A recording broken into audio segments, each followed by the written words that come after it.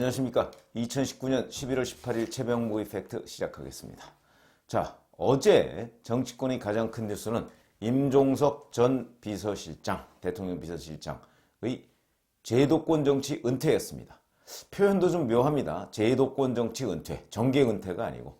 그러면 임종석 전 실장은 과연 왜 은퇴를 선언했을까? 이런 부분과 관련해서 어제 저도 취재를 좀 해봤고 오늘 아침 조간신문도 다 살펴봤습니다. 그래서 조간신문에 우선 나온 내용 전해드리겠습니다. 첫째, 조선일보에 보면 남북관계, 본인이 사실은 남북관계를 개선하기 위해서 상당한 노력을 기울였고 그런데 그 부분이 최근에 교착 상태에 빠졌고 바로 악화일로를 걷고 있는 데 대한 실망감 이런 것들이 작용을 했고 그 다음에 정세균 전 국회의장이 지금 서울 종로 지역의 지역위원장입니다. 그런데 국회의장을 지낸 사람으로서 차기 지역구 출마를 또 한 경우는 아마 최근 20년간에는 없습니다. 그런 점에서 본다면 정세균 전 국회의장의 지역구 양보를 전제로 해서 사실은 본인이 종로로 이사를 했었죠.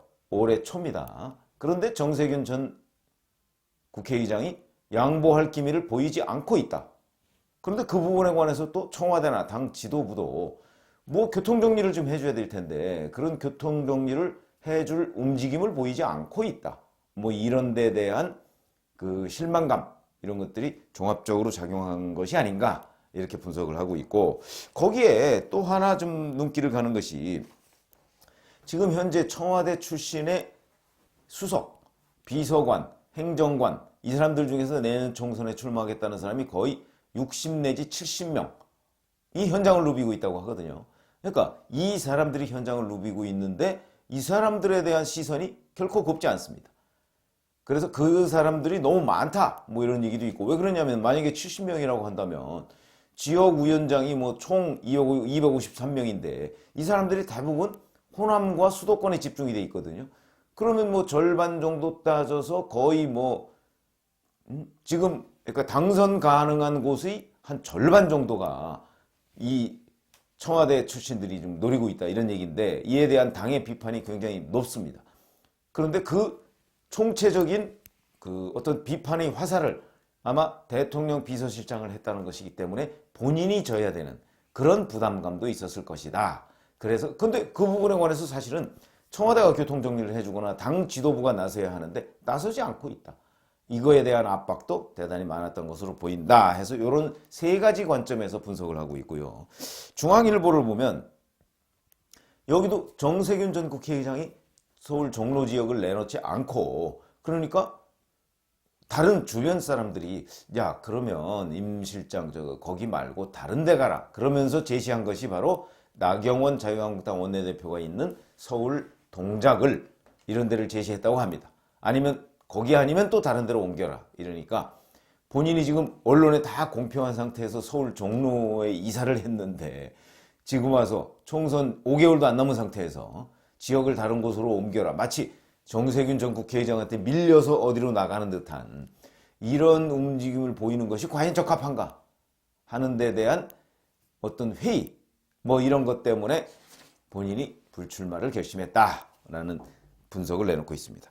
동아일보는 조금 또 다른데 최근에 이렇게 교통정리가 잘 안 되는 상황에서 12월쯤에 이제 개각이 있을 것으로 예상이 되죠. 근데 그 개각에서 임종석 전 실장을 입각을 시키려고 하는 움직임이 있다. 근데 이것도 입각이 된다는 보장도 없지만 종로에서 결국 밀리니까 입각하는 것인가? 이런저런 이제 뒷말을 낳을 가능성이 있죠. 그거에다가 그다음에 이제 사실은 조선일보 같은 경우는 청와대 출신들을 다른 사람은 건드리지 마라. 내가 대신 용퇴할게. 이런 이제 희생정신 비슷하게 표현을 했는데 동아일보는 그게 아니고 내가 이렇게 그만두니까 그 다른 친문 세력 그러니까 주로 청와대 출신이죠. 청와대 세력들도 좀 자제하자 하는 메시지다. 거꾸로 해석을 했습니다. 이렇게 보도가 됐고 그러면 여권의 정통하다는 한겨레 신문은 어떻게 보도를 했느냐. 한겨레 신문은 세대교체의 관점에서 봤습니다. 지금 386 세대들이 정치권에 등장한 지도 거의 20년 정도 됩니다.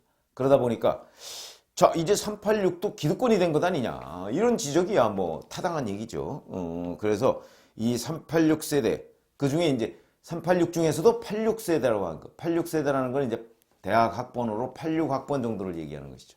그 86세대도 이제 너희들이 권력을 차지하고 권력을 내놓지 않으려고 하는 기득권 세력이 돼버렸다 하는 지적을 받고 있습니다. 이 지적의 대표 주자를 임종석 전 실장으로 꼽고 있거든요. 그러니까 본인이 그런 데에 대한 압박을 느끼고 용퇴를 결심했다. 뭐 이런 얘기고. 그 다음에 이제 측근들에 따르면 남북관계 교착 얘기가 여기서도 나옵니다. 교착 또는 후퇴하는 데 대한 본인의 어떤 영역을 좀 찾아야 되겠다. 그래서 그쪽 소위 본인이 이제 얘기하는 통일운동에 매진하겠다. 뭐 이런 쪽을 좀 그 비중을 두고 평가하는 그런 기사를 실었습니다. 글쎄요. 그건 이제 임종석 전 실장이 제도권 정치를 은퇴한다고 하면서 밝힌 여러 가지 명분이었던 것이지 제가 보건대 좀 갸우뚱하게 만들긴 하는데 여하튼 한겨레신문은 그렇게 분석하고 있습니다. 그러면 경향신문은 뭐라고 분석하고 있냐? 경향신문도 또 여권에 정통하다고 뭐 소문이 나 있으니까. 그러면 경향신문은 어떻게 분석하고 있느냐? 경향신문도 뭐 이런저런 이제 임종석 전 실장의 사퇴의 변을 싣고 있습니다. 그러면서 뭐 특이한 내용은 없고 다만 맨 끝줄에 가서 아주 특이한 내용을 하나 싣고 있습니다. 그래서 사그러들지 않는 임종석 그 다음에 양정철 갈등설은 의미심장하다. 무슨 얘기냐면 여기도 당에서 임종석 전 실장한테 다른 곳에 나가면 어떻겠느냐 하는 의견들이 있다는 걸 쭉 전하면서 마지막 문장에 이렇게 썼습니다. 사그러들지 않는 임종석 양정철 갈등설은 의미심장하다. 자, 그러면 이게 이제 오늘 아침 조간 보도고요. 실제는 어떤 것일까? 이 부분이 이제 궁금해지는 대목입니다. 그래서 저도 사실 어제 온종일 한번 여기저기 좀 알아봤습니다. 뭐 제가 뭐 현장 기자들만큼이야 하겠습니까만은 어쨌든 알아봐서 자, 이 실제 배경이 무엇일까? 근데 이런 종류의 그 기사 또는 배경은요, 뭐 한 2, 3일 취재한다고 되는 일이 아닙니다. 왜 그러냐면 제 취재 경험으로 미뤄보면 이런 것들은 굉장히 깊은 곳에서 아주 몇몇 소수의 사람들만 지금 오가는 얘기이기 때문에 굉장히 취재하기 어렵고 어떤 경우에는 영구미제로 그냥 남는 경우도 있습니다. 근데 여하튼 어제까지의 제 취재 결과를 종합하면 제가 아까 의미심장이라고 한 경향신문의 마지막 문장, 해설의 마지막 문장을 지적을 한 적이 있었죠. 양정철, 임종석 갈등설. 무슨 얘기냐면 제가 알아보니까 임종석 전 실장한테 그러니까 계속해서 청와대도 나서지 않고 당 지도부도 나서지 않고 오히려 당 지도부는 견제를 하고 있습니다. 무슨 얘기냐면 자, 만약에 60 내지 70명이 수도권과 호남에서 대거 출마해서 그중에 몇십 명 정도만 당선된다면 그 사람들은 임종석계가 될 가능성이 매우 높습니다. 물론 배경에는 문재인 대통령이 있겠죠. 그럼 지금 더불어민주당은 문재인 대통령의 친정체제가 작동하는 정당 아니겠습니까? 더군다나 지금 이해찬 대표는 불출마를 선언했습니다. 그러면 이해찬 대표가 이제 내년 총선 이후에는 없어지는 상황에서 당은 어느 계보가 장악하느냐? 물론 크게 보면 문재인 계보가 장악하지만 그 문재인 계보의 소계보 중에서 임종석 계보가 장악할 가능성이 있는 것이죠. 그렇기 때문에 임종석 전 실장을 견제해야 된다는 차원에서 본다면 임종석 전 실장을 이번 내년 총선에 그냥 거의 무혈 입성하듯이 국회에 진출시켜서는 안 된다 하는 것이 당 일각의 분석입니다. 그렇기 때문에 임종석 전 실장을 견제하려고 하는 것, 그 첫 번째의 메시지가 사실은 양정철 민주연구원장한테서 나왔습니다. 며칠 전에 기억나시죠? 양정철 민주연구원장이 자, 청와대 출신들이 문재인 대통령의 그늘에 가려서 정치하려고 생각하지 마라. 그 도움을 받으려고 하지 마라. 이렇게 얘기했습니다. 굉장히 무서운 경고입니다. 아마 지금 유튜브들 살펴보시면 그 부분에 관해서 별로 기사화한 것이 없는 것으로 제가 알고 있는데, 그리고 신문, 방송 등 그 기존 채널도, 기존 언론들도 이 부분에 관해서 그냥 사실 보도만 하고 말았습니다. 근데 저는 그 부분이 굉장히 중요한 경고였다 이렇게 생각합니다. 그게 바로 임종석 전 실장을 향한 경고였다 이렇게 보거든요. 그래서 그 경고라는 것은 결국 임종석 전 실장을 포함해서 청와대 출신들에게 자 너희들한테 무슨 청와대 출신이라고 그래서 문재인 정부 1기 출신이라고 해서 혜택을 줄 거 생각하지 마라. 이 얘기는 정치판에서 여의도판에서 통용되는 언어는 불이익이 갈 수도 있다. 이런 의미로 받아들여야 합니다. 저는 그 불이익이 갈 수도 있다는 것을 임종석 전 실장이 저는 캐치를 했다고 봅니다. 그러면 청와대 출신의 일종의 수장으로서 어떻게 대응해야 될 것이냐. 그러니까 무슨 얘기냐면 임종철, 양정철 아니 임종석, 양정철 이 두 사람 간의 갈등은 여전히 지속이 되고 있는 것이고 그 배후로 보면 결국 청와대 출신과 지금 당 출신의 견제, 갈등 이것이 작용을 하고 있다는 얘기죠. 제가 그래서 여의도에서 번지는 권력 갈등설을 얘기하는 겁니다. 무슨 얘기냐면 그 점은 또 이거 외에도 다른 면에서도 불거지고 있습니다. 지금 사실 정치권에서 이낙연 대망론이라는 게 뭐 대권에 출마한다는 뜻이 아니고 이낙연 국무총리가 그래도 대국민 이미지가 좋으니까 이낙연 국무총리를 불러들여서 당 중앙선거대책위원장으로 활동을 하게 하면 어떻겠느냐. 여의도 지금 더불어민주당 주변에서 거의 대세였습니다. 얼마 전에 제동이 걸렸죠. 노영민 대통령 비서실장이 본인이 원하고 당에서 필요로 한다면 놓아드리겠다라고 얘기를 했는데 여의도 민주당 주변에서는 그 얘기가 아닙니다. 이낙연 국무총리에 대한 비토 얘기가 나오고 있습니다. 그래서 이게 다시 또 교착 상태에 빠졌습니다. 당청 관계에. 그것은 무엇일까요? 이낙연 국무총리도 문재인 대통령이 임명한 첫 번째 국무총리였습니다.